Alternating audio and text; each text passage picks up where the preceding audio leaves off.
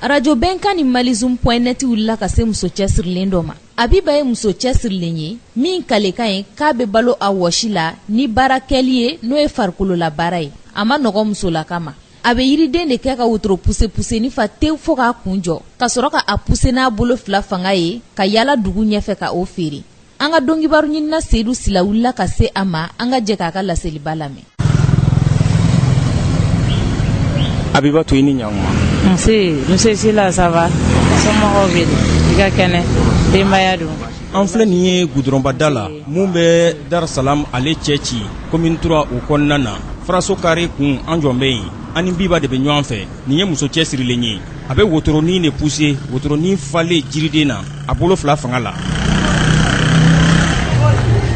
I se ka yɛrɛ ɲɛfɔ k'an ye Abibatu ye jɔn ye? Ne tɔgɔ ye Abibatu mais n ka dossier kan n ba Magan Sisoko comme n bɛ wele école la n ba Magan mais kɛnɛmana la n bɛ wele Abibatu de la communément Biba bɛɛ bɛ n dɔn o de la presque n ka feere na. Ne bangena Tugoto n fa ye Musa Sisoko ye u b'a fɔ a ma grand commerçant ni bɛɛ b'a wele o la n ba ye Sise Fofana ye an sigiyɔrɔ bɛnnen don Tugoto ma. Kun jumɛn ye i se faaba kɔnɔ yan Bamakɔ? Ne kɔni nana Bamakɔ yan mais n nana école de sababu la yan nɔ. N ye defu sɔrɔ n ma orienté n nana n kɔrɔkɛ nana don privé la donc n ye école privée kɛ ka kapu sɔrɔ ka BT1 kɛ ka BTD kɛ en 2010 n tilala BTD la donc n tilala n ye stage kow ɲɛɲini n ye san 2 bɛɛ kɛ stage kow ɲɛɲini na an ma se k'a cogo sɔrɔ mais kɔfɛ alhamdulilayi an ye stage sɔrɔ n ye 3 ans ko la mais après le stage baarakow tɛ ka se ka ɲɛ sɔrɔ donc ne fana ye stage jɔ n y'a kɛ feere. Biba e nana nin baara in na cogo di? N kun bɛ zɛrɛn ta ka yaala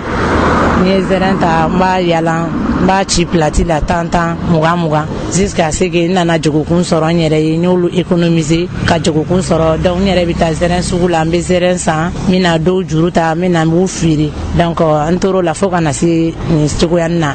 fo n nana wotoro sɔngɔ sɔrɔ ka wotoro san donc n b'a kɛ wotoro la n bɛ zɛrɛn kun kɛ wotoro la ka yaala donc maintenant zɛrɛn ko bannen sisan n dɔgɔmuso ko ma sanni n ka sigi tan tɔ tuguni n ka feerew ta n ka essayer ka kɛ wotoro la ka yaala bon comme ça n bɛ dɔ sɔrɔ o la o ka fisa n sigilen chômage la donc n yɛrɛ nana lajɛ un jour n ye n da k'a miiri n nana ye bon ka wotoro gansan ko bɛ feere k'a la a tɛ se ka feere nin cogo la donc n ye expérience dɔ sɔrɔ n ko est ce que ni ne ye bɔrɔ kɛ jɔ la k'a dilan feere bɛ se ka k'a kɔnɔ k'a feere donc n yɛrɛ taara Sugunikura la n ye wotoro san donc n taara n'a ye Sugunikura la n yɛrɛ ye wotoro filɛ forme na n yɛrɛ y'o fɔ wotoro dilanna ninnu ye ko k'a siri ka kɛ nin modèle ye donc n y'a siri ka ko n nana ye sa sirila ni juru min ye juru ninnu ka jugu yiriden ma dɔɔni parce que namasa ninnu filɛ n'i b'a da kɔnɔ na n'i ma fɛn k'a la a b'a tiɲɛ joona donc o de kama n bɛ finiw fɛn sa kɔnɔ ka n ka yiridenw ko k'u arranger a kɔnɔ n b'a pousser ka yaala porte en porte la en même temps minnu mana ye n tɛmɛtɔla ye olu bɛ na jɔ ka sanni kɛ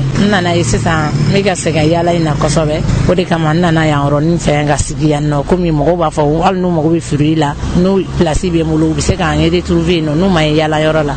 o de kama n nana yan kɛ n ka base ye fɔlɔ sinon place yɛrɛ tɛ n bolo fɔlɔ actuellement mais n kɔni bɛ k'an débrouiller k'a dɔ kɛ. Biba ka yala ka wotoro falen ka pousser tantɔ ka a feere Biba e bɛ ni fanga bɔ min a ka jugu dɛ. A ka jugu baara o baara sɛgɛn b'a la même écoledenya filɛ sɛgɛn ba de b'a la mais mɔgɔ yɛrɛ bɛ sɛgɛn i ka nafa de sɔrɔ donc ni Ala ma se ka fɛn dɔ nɔgɔya i wagati min na i bɛ se ka ko wɛrɛ kɛ san'a ka nɔgɔya wɛrɛ kɛ komi nɔgɔya masa ye Ala de baara o baara a bɛɛ n'a degun don n'o de f'i ɲɛna n'i bɛ baara kɛ i b'a kanu de n'i y'a kanu fɛn fɛn b'a kɔnɔ degun fɛn fɛn mana k'a la i t'olu jate o i b'i ka ɲɛtaga in de ɲinini jate minɛ sinon n'i ko k'i bɛ degun in lajɛ dɔrɔn i tɛ se ka baara kɛ i bɛ décourager donc i bɛ degun in fili kɔfɛ i bɛ ɲɛfilɛ ka taa quoi. Biba nege bɛ ne la k'i ka wotoro in pousser k'a lajɛ de n bɛ se k'a pousser k'a lajɛ. E bɛ se k'a pousser k'a lajɛ problème foyi t'a la.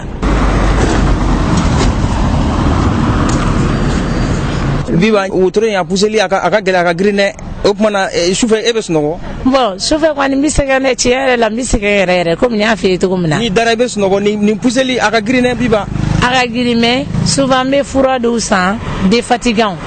n'i y'olu ta n'i ye dumuni kɛ minnu bɛ farikolo lafiya n b'o san n b'o ta. I bɛ mun ni mun de feere.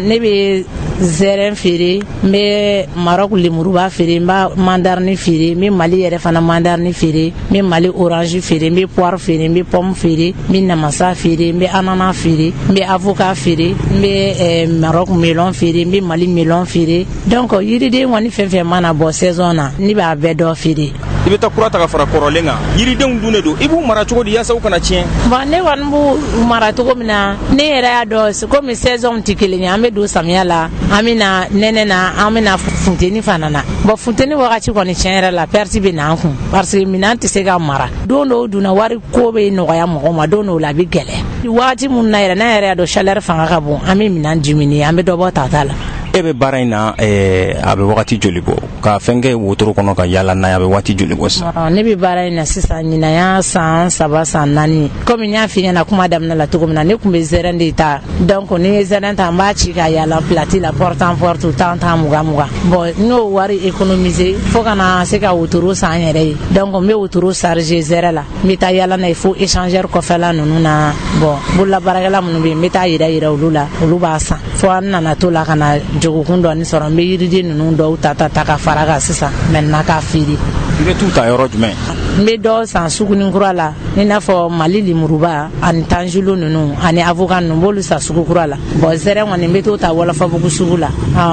bon fɛn min ye Maroc lemuru ni pomme ninnu ye n b'olu ta Namasadanga na tuma dɔw la fana n bɛ t'u san Sugunikura fana na ni mun bɛ sɔrɔ yɔrɔ min na don min dɔrɔn n bɛ a san yen nɔ o don mais papaye solo ninnu fana n b'olu san Namasadanga na bon yan Mali forotigi ninnu ni papaye solo bɛ n bolo n'i y'a ko la dɔn n bɛ t'o fɛ yen nɔ ka taa papaye solo ta ye fana Sodufu la fana an kun bɛ taa lemuru ta Sodufu la n bɛ bɔ yan nɔ ka taa fo Sodufu la Kulukoro sira la an bɛ taa lemuru san yen fana donc ni taara san yen ka na ni nana n b'a ko ka arranger ka kɛ wotoro la ka yaala n'a ye ne kɔni mana yiriden ɲuman fɛn fɛn sɔrɔ yɔrɔ yɔrɔ la ne b'a san ka na n'a ye n b'a kɛ n ka wotoro la ka yaala n'a ye n yɛrɛ b'a pousser n bɛ taa n'a ye so n yɛrɛ de b'a fɛn bɛɛ kɛ n ma baarakɛla ta fɔlɔ baarakɛla tali o fangaba tɛ n na fɔlɔ mais n yɛrɛ de kɔni bɛ n ka entretien bɛɛ kɛ chaque jour de 6h du matin jusqu'à 23h n bɛ baara kɛ parce que ni yana yaala yan yɔrɔ na service da ninnu na n'olu ye sanni kɛ sufɛ ni sanni ma kɛ dun bɛ journée la n bɛ taa sigi restaurantigi ninnu ka yɔrɔ la n bɛ taa foyer ninnu kɔnɔlaw la feere la ne kɔni bɛ taa Dar Salam fan bɛɛ n bɛ yaala yen ka feere kɛ ni n yɛrɛ y'a dɔn marché bɛ yɔrɔ yɔrɔ la n bɛ yaala fan bɛɛ jusqu'à ce que n ma n ka marché sɔrɔ. Biba i b'i musaka sɔrɔ baara in na. Alhamdulillah Dieu merci n kɔni bɛ dɔɔni sɔrɔ depuis que n y'a daminɛ n ma kasi vraiment gagner perdu de ye feere yɛrɛ ye surtout fɛn jima i b'a feere caman bɛ tiɲɛ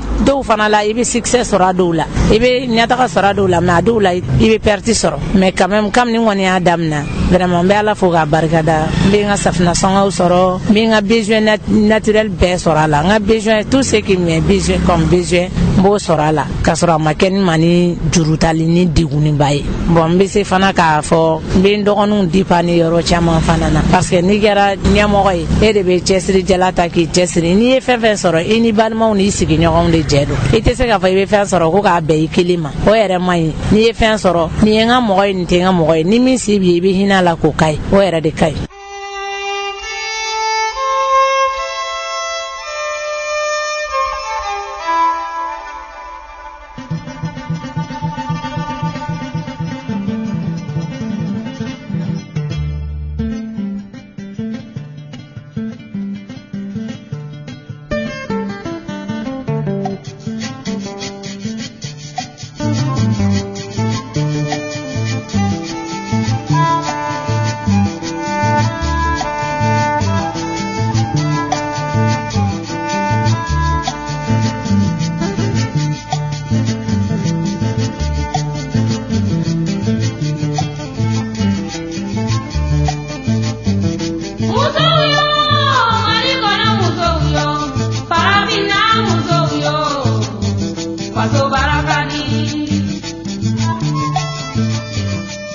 Nin ye sannikɛla dɔ ye mun ye an sɔrɔ Biba ka feerekɛyɔrɔ la ale bɛ to ka sanni kɛ Biba bolo.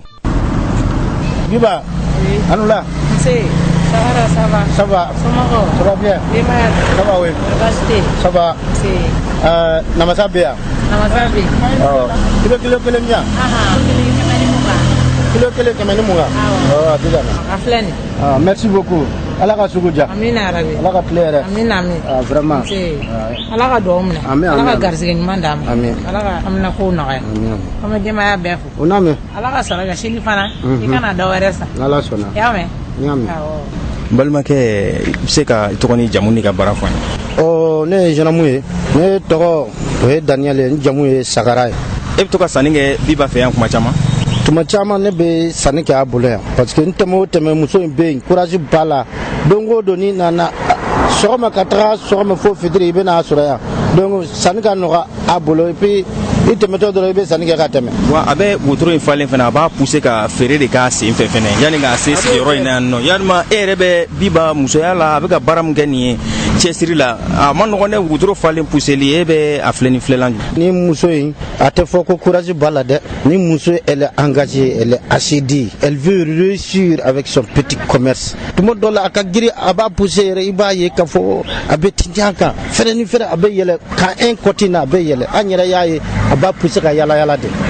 yanni a ka na yan yɔrɔ la a b'a pousser ka yala yala de ka tile bɛɛ ban donc a ka gɛlɛn vraiment muso ka se ka nin kɛ vraiment ka ko kuntanw bɛɛ bila ka yala bɛɛ bila ka na pusu fa k'o pousser ka tile bɛɛ ban k'a fɔ k'a tɛ siri maa la k'a tɛ siri maa la k'a b'a a t'a ɲini a yɛrɛ ma o muso ka dɔgɔ et puis dasalam bɛ ne m'a ɲɔgɔn ye a kelen de bɛ nin kɛ ne m'a muso si ye min bɛ nin kɛ. n'a fɔra k'e ka kuma musow ye sisan dun Biba ta in ɲɛkɔrɔ e bɛ mun de fɔ muso tɔw ye minnu n'u sigilen don k'u jigi da u cɛw wa n'u ɲɛmacɛw ka sɔrɔ kan. bon ne bɛ min fɔ muso tɔw ye u k'u cɛ siri baara la cɛ t'a la muso t'a la kamalentigɛ bi bi na a tɛ wari sɔrɔ muso ɲɔ ɲɛnen don i tɛ baara kɛ.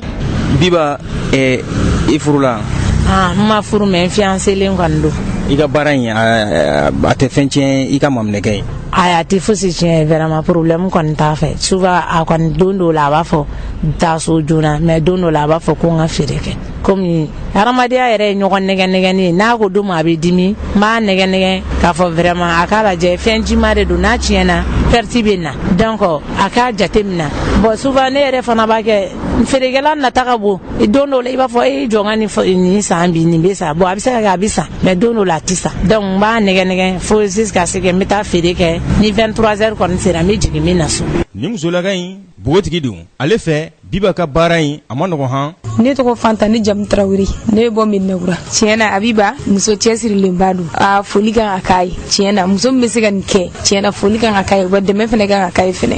tiɲɛna cɛsiri muso bɛɛ ka kan ka cɛsiri ka di ne yɛrɛ nka Biba bɛ min kɛ ne tɛ se k'o kɛ nka n fana bɛ n débrouiller n ta la. i n'a fɔ n bɛ ekɔli la en même temps n bɛ jagomisɛnninw kɛ n senkɔrɔ fana tiɲɛna ne kɔni ta tɛ mɔgɔ la ne ta in fanga tɛ se wotoro yɛrɛ de wɔrɔ k'a pousser nka n bɛ n ta kɛ ni fɛɛrɛ wɛrɛw ye komi feere fɛɛrɛ ka ca. muso cɛsirilen Biba ale fɛ maloya tɛ nin baara in kɛli la k'a sababu kɛ maa bɛ se k'i mago dilan ni baara min ye maloya takun tɛ n'o ye. Les jeunes filles, les femmes adultes là, ka wotoro pousser vraiment a ma nɔgɔ olu kɔni ma mais musoya tɛ mɔgɔ tiɲɛ e yɛrɛ de bɛ se k'a fɔ n tɛ nin kɛ i yɛrɛ de b'i yɛrɛ wusa d'après les blancs même dit que il y a pas de sot métier baara lankolon tɛ mɔgɔ yɛrɛ de b'i yɛrɛ kɛ mɔgɔ lankolon ye baara o baara n'a kanu b'i la dusu b'i la kana complexe n'a y'a kɛ baara mun lankolon mɔgɔ bɛ maloya ni o de ye i n'a fɔ caractère sugu dɔ bɛ yen yɛrɛ feere ani suyɛni ani kalamancɛla mɔgɔw kɔ i bɛ tile ban karisa wari b'a bolo dɛ i jɔ n ka n kolokolo a la pour n ka nin sɔrɔ non c'est vrai diɲɛ dara nata kama hali sun ka seli arijɛnɛ kɔnɔdenw ko ye an bɛ sigi diɲɛnatigɛ la nata de kama mais a ma fɔ an ka ko sugu dɔw ta comportement sugu dɔw ta ka ɲɔgɔn sɛgɛrɛ nafa t'a la parce que ne yɛrɛ filɛ nin baara la ne bɛ se ka dɔ sisan ne b'a gɛrɛ na karisa n'a jɛ an ka nin baara nafa b'a la mais finalement i bɛ dɔw gɛrɛ la a tigilamɔgɔ yɛrɛ bɛ tila k'i juguya o bɛɛ bɛ feere kɔnɔna na mais i t'o jate n'i bɛ ɲuman kɛ dɔrɔn i bɛ ɲuman kɛ ni ala cɛla la ne kɔni bɛ mun fɔ musomaninw ye jeune fille ye k'a fɔ n kalannen don n ma baara sɔrɔ n tɛ nin kɛ n bɛ daga minɛ papa da la ou bien n bɛ daga minɛ mama da la ou bien n bɛ taa n yɛrɛ feere nafa t'o si la den kɔni n'i kɛra den ye dɔrɔn dusu ta i ka baara kɛ ɲɛtaga bɛ sɔrɔ baara mun na i b'o baara kɛ n'i y'o baara kɛ i bɛ nafaba de sɔrɔ a la ala yɛrɛ b'i dɛmɛ ala b'i fɛ kira b'i fɛ wa mɔgɔ mɔgɔ ko k'a b'i malo la ala b'o tigi malo. Biba balimamuso n'i y'a ɲininka Biba ka lahalaya la a bɛ kuma Biba kan i n'a fɔ ɲeleni. ne ba i ni ɲaŋo. nse somɔgɔ ne tɔgɔ ye Gundo Sisogo wa a ye ne yɛrɛ sɔrɔ baara in na wa ne yɛrɛ tun b'a kɛ mais ne tun t'a kɛ ni wotoro ye ne b'a kɛ ni tasa de donc a tilala kalan na wa a ma se ka baara sɔrɔ ne ye wariw d'a ma wa n ka ka feere kɛ a ko ale tɛ mɔgɔ kɛnɛ ale b'a ta kɛ ni wotoro ye donc ale b'a kɛ wotoro la k'a feere. N'i y'a ka wotoro in lajɛ i b'a sɔrɔ wotoro in falen don kosɛbɛ a b'a pousser kuma dɔw la a b'a pousser ni gɛlɛya yɛrɛ ye e balimamuso don e b'a ye ni yelan jumɛn a ka cɛsiri kɔnɔna.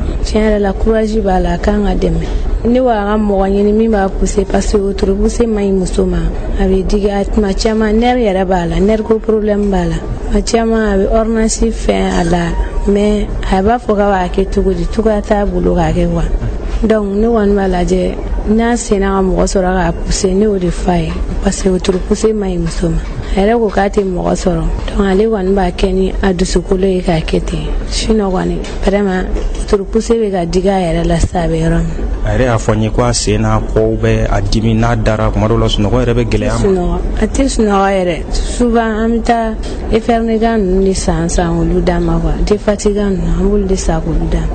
A yɛrɛ kɔni bɛ yɔrɔ min na a b'a pousser kɔni a dɛsɛ n'a kɔli parce que a b'a magoɲa fɛn misɛnnin ninnu ɲini a la. Ne yɛrɛ bɛ feere in de kɛ mais ne tɛ n ta kɛ ni wotoro ye ne bɛ n ta kɛ n ka tasa kɔnɔ k'a yɛlɛ. I ni balimamuso anw fɛ aw fila bɛɛ bɛ jate muso cɛsirilen n'a fɔra ko e ka kuma i muso ɲɔgɔnw ye a bɛ se ka kɛ dɔw bɛ olu bɛ maloya ka nin kɛ dɔw bɛ olu ta ye u fanga tɛ se ka wotoro in pousser dɔw bɛ olu bɛ maloya yɛrɛ k'a fɔ ko cɛw ɲɛ bɛ feerefɛn na olu kun e bɛ se ka mun fɔ musow ye muso minnu sigilen don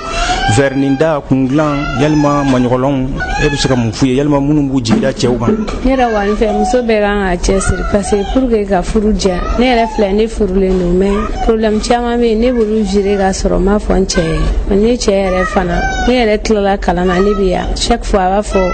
ko ne ka segin ne b'a fɔ ni ne seginna an b'a kɛ cogoya jumɛn na i bɛ se ka min sɔrɔ yan i bɛ se ka sɔrɔ burusi kɔnɔla ninnu ko man nɔgɔn donc ne yɛrɛ kun bɛ n jija ka feere kɛ ne yɛrɛ kɔni bɛ ko caman ɲɛnabɔ n ka feere kɔnɔ k'a sɔrɔ n m'a fa ye bɛɛ ka wuli ka dɔ kɛ o de ka ɲi dépense dɔw bɛ yen i bɛ to k'u da i ka sotigi kan n'i y'o da kan aw tɛna bɛn donc n'i yɛrɛ wulila i bɛ dɔ sɔrɔ k'a sɔrɔ i m'a da sotigi kan o de bɛ furu diya.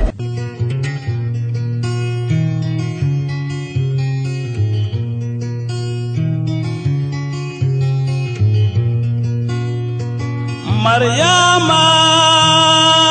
na Mariama kaba Mariama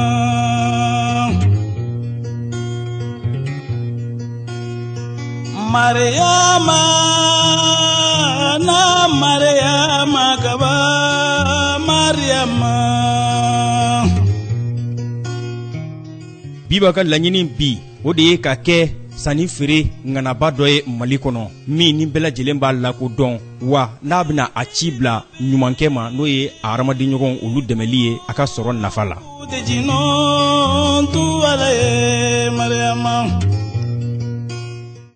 bi bɛ sini bɛrɛ i ko i maminɛlen don ni furula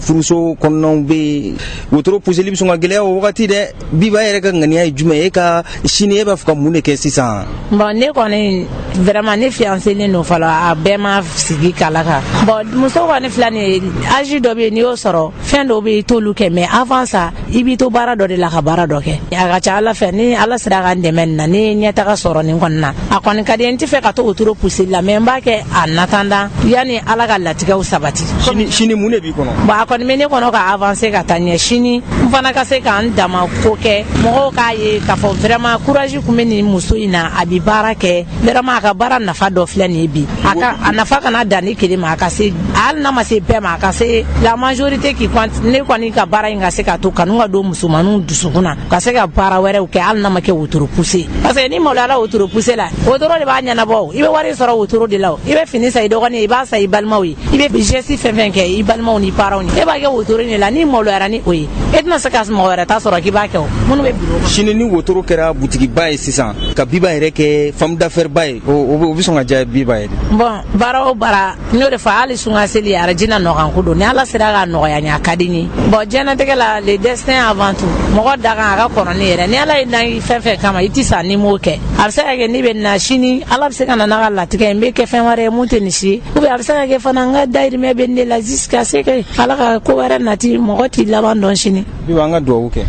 Ni Ala sɔnna ma an bɛ jɛ ka duwawu kɛ. ni baara ni mun filɛ nin ye e yɛrɛ ye ŋaniɲumanya min ta ka ɲɛsin ne ma vraiment ne bɛ baara in na san 3 mɔgɔw kɔni bɛ apprécier. Biba y'a ɲɛfɔ an ye k'a fɔ maa caman dabali bɛ ban ale la n'u y'a ye ka wotoro in ka a ɲɔni ka taa n'a ye a yɛrɛ bolo 2 fanga la ale musotɔ. Mɔgɔ caman bɛ n jɔ ka sanni kɛ n fɛ n musoɲɔgɔn caman fana bɛ apprécier i n'a fɔ dɔw yɛrɛ bɛ yɛlɛnna dɔw yɛrɛ bɛ yɛlɛ muso ni wotoro poussé an ma deli k'a ye dɛ bon caman b'a fɔ ni yɛrɛ tɛ maliyɛn ye bon caman yɛrɛ kɔni ye sɔsɔli k'o la cɛ ni muso bɛɛ b'a fɔ ko est ce que ne bɛ bɔ Mali la est ce que ne ye maliyɛn ye n b'a fɔ n ne ye maliyɛn dɔw yɛrɛ bɛ mankan kɛ ɲɔgɔn la bon souvent n dɔgɔmuso fana komi ale bɛ feere kɛ dɔw yɛrɛ b'ale ɲininka bon n'o y'a kumaw kɛ ale b'a fɔ aw bɛ nin mun kɛ aw bɛ ka nin mun fɔ tan nin ye ne dɔ de ye bon nin ye ne fa kelen ba kelen de ye an ye maliyɛnw de an bɛ bɔ Kayi. Cɛw dun cɛw bɛ mun fɔ. Cɛw yɛrɛ b'a fɔ n balimamuso vraiment i bɛ baara kɛ tiɲɛ yɛrɛ la courage b'i la vraiment cɛ kɔni ma na gosi baara in na fɔlɔ. Nka cɛ dɔw fana ɲɛ tana ye feerekɛla muso ye dɛ. Awɔ cɛ dɔw fana dɔw bɛ musow tɔɔrɔ yalima i y'o gɛlɛya sɔrɔ. Awɔ n y'o o fana gɛlɛya sɔrɔ parce que dɔw b'a fɔ e bɛ nin heure sugu se i kunfɛ feere la tiɲɛ yɛrɛ la ne tɛ sɔn ne muso ka nin heure sugu se e bɛ nin kɛ problème t'a la fɛn bɛɛ ye bɛnkan ye diɲɛlatigɛ la n'aw ye ɲɔgɔn faamu dɔrɔn baara b'i nɔgɔya. Dɔw bɛ feerekɛla musow ɲɔri dɛ cɛw kɔni i y'o gɛlɛya sɔrɔ. Bon n'o de fiyɛ na baara bɛɛ n'a gɛlɛya de i yɛrɛ de bɛ se ka jateminɛ kɛ i ye muso min ye n'i y'a ye i banna kolankolon caman ma ka nin kɛ dusu de y'i bila k'a kɛ i t'i fɛ ka kolankolon kɛ donc n'i yɛrɛ y'o dɔn ka ban i ka baara kɔnɔna na i man kan tɛ ka sɔn cogo si la latigɛ dɔw k'i la sɔrɔ mun bɛ na n'i lagosili i ka baara kɔnɔna na a cɛ man ɲi. Habiba an bɛ dugawu k'i Ala k'i dɛmɛ. Amina ya Rabbi. Y'an bisimila a diyara n ye. Amina amin. Cogoyaba tɛ n yɛrɛ bolo sisan nka an bɛ taa pomme kelen san k'o dun pomme ye joli ye. Pomme ye 44 ye. N b'o kelen san n yɛrɛ b'o ɲimi. O bɛɛ ye dɔ ye mɔgɔ min bɛ hali 10 san i kun vraiment i kanu b'a tigi la n'i kanu t'a la a t'o kɛ e yɛrɛ ye ɲaniɲuman min ta ka ɲɛsin ne ma vraiment i yɛrɛ bɛ baara min fana na ne yɛrɛ fana bɛ dugawu k'i yɛrɛ fana ye Ala k'i taaɲa bɔ a la Ala ka nafalan bɔ a la Ala kana nimisa bɔ a la ya Rabbi Ala ka sankɔrɔta d'an bɛɛ lajɛlen ma Ala ka labankoɲa yan'an ka don laban cɛ Ala ka silamɛya kanu don an dusukun na ka haminankow nɔgɔya e yɛrɛ fana i furulen don wa. Awɔ muso bɛ n bolo den 2 bɛ n bolo. O ɲana ya Rabbi an bɛ Ala deli Ala ka i ni muso funu kun ɲɔgɔn na Ala ka denw lamɔsi d'an ma musomanninw kɔni ne kɔni bɛ mun fɔ k'a gɛlɛya musoya tɛ mɔgɔ tiɲɛ dɛ bɛɛ ka dɔ kɛ o de ka ɲi ni dugu jɛra i bɛ se ka fɛn fɛn kɛ boli i k'o kɛ i ka dɔ sɔrɔ a la i ka danbe b'o la i ka sutura b'o la mɔgɔ n'i kɛra fɛn fɛn ye diɲɛlatigɛ la hali fa ni ba bi n'i bɛ sɔbɛ kɛ fa ni ba yɛrɛ b'i encourager dɛ bɛɛ b'i encourager vraiment ne musoɲɔgɔn dɔw yɛrɛ kɔni minnu bɛ bureau kɔnɔ baara la u bɛ n féliciter u bɛ sanni kɛ minnu tɛ bureau kɔnɔ u bɛ n féliciter u bɛ sanni kɛ bon hali jeune fille dɔw bɛ yen olu yɛrɛ hali bi natɔ sisan dɔw yɛrɛ y'a fɔ ne ba i sɛgɛnnen don sa vraiment Ala k'i ka sugu diya u bɛ dugawu kɛ n ye dɔw bɛ yɛlɛnna dɔw yɛrɛ bɛ kabakoya mais bɛɛ diɲɛlatigɛ la bɛɛ n'i ka choix don quoi bɛɛ tɛ se ka k'i fɛ i n'a fɔ bɛɛ fana tɛ se k'i fɛ i lagosi i y'a ye lagosili bɛ kɛ fan bɛɛ mais vraiment ne kɔni bɛ mɔgɔw fo k'u waleɲuman dɔn u bɛ n féliciter yɛrɛ de vraiment dɔw yɛrɛ bɛ sanni kɛ u b'a fɔ ne bɛ sanni kɛ i ka feerefɛn diya n ye tɛ dɛ i yɛrɛ hinɛ de bɛ ne na i bɛ baara min na o kanu kama n ye sanni k'i bolo muso yɛrɛ caman bɛ ne lajɛ k'o fɔ ka sanni kɛ cɛw yɛrɛ fana bɛ ten a bɛɛ b'a la denmisɛnnin ni mɔgɔkɔrɔba bɛɛ vraiment an ka foli bɛ bɛɛ lajɛlen ye bɛɛ kɔni k'i cɛsiri cɛ ni muso baara de bɛ mɔgɔ nafa bɛɛ ka baara. Biba n'i ye feerefɛn ta so i b'a pousser i b'a feere i sen fɛ i bɛ sigi min i sigilen bɛ min. n y'o de fɔ sigiyɔrɔ ko in filɛ a ma nɔgɔn ne kɔni tun bɛ yaala de place yɛrɛ tɛ n bolo n bɛ yaala Darusalam fan bɛɛ bon en même temps n bɛ numéro di mɔgɔw ma ni min mago bɛ fruit la don min n'i ye n wele n'a bɛ n bolo n bɛ taa d'i ma ni yɛrɛ y'a dɔn fana k'a tɛ n b'a fɔ vraiment nin tɛ donc dɔw bɛ sanni kɛ ten tɔ o cogo la dɔw yɛrɛ mana ye u bɛ sanni kɛ n kɔni bɛ tilen ka yaala mais n bɛ sigi sisan yɔrɔ min na o ye élevage da ye lycée Askia kɔfɛ ni virila lycée Askia kɔfɛ dɔrɔn k'an tout droit ne bɛ sigi élevage da la yan nata min ye nɔ bon olu yɛrɛ fana place tɛ n bolo quoi parce que u b'a fɔ tabali tɛ sigi foyi n bɛ na ni wotoro ye comme ne ye ambulant ye u bɛ n to yen n bɛ feere kɛ n bɛ sigi n bɛ temps dɔ kɛ feere la n bɛ temps kɛ boliboliboliw ni bureau kɔnɔnaw ni ɲɔgɔn cɛ ne kɔni bɛ minɛnw bila dɔrɔn mɔgɔw k'a ye n bɛ sɔrɔ yan ne ta y'o ye mais n bɛ mun kɛ yaala yaala la n t'o ɲɔgɔn kɛ sigili la hali ni nana minɛnw bila n bɛ minɛnw to n kɔfɛ n bɛ yaala yaala ka taa bureau kɔnɔna ninnu na n bɛ taa mɔgɔw ɲini ko feerefɛn fɛnw la pour u ka sanni kɛ n bolo parce que sigili fana filɛ don dɔw la sanni bɛ kɛ don dɔw sanni tɛ kɛ mais ni bolibolila ka don baarakɛyɔrɔ ninnu na sanniw bɛ kɛ et puis ni yaala la fana hali n'a man di dɔw ye ka sanni kɛ n'u y'i ka feerefɛn ɲuman ye donc olu bɛ san o tout ça o bɛɛ b'a la ne kɔni bɛ feere kɛ n'o procédure de mais ni kɔni ye dɛmɛ fana sɔrɔ kɔni a kɔni ka di baara o baara n'i y'a daminɛ i bɛ fɛ i ka ɲɛtaga de sɔrɔ a la i ka ko wɛrɛ k'a kɔnɔ mun bɛ se ka mɔgɔw sɔn hakilina na ka courage di mɔgɔ wɛrɛ ma o fana ka baara kɛ awɔ o de don. Ala k'i dɛmɛ. Amina ya Rabbi.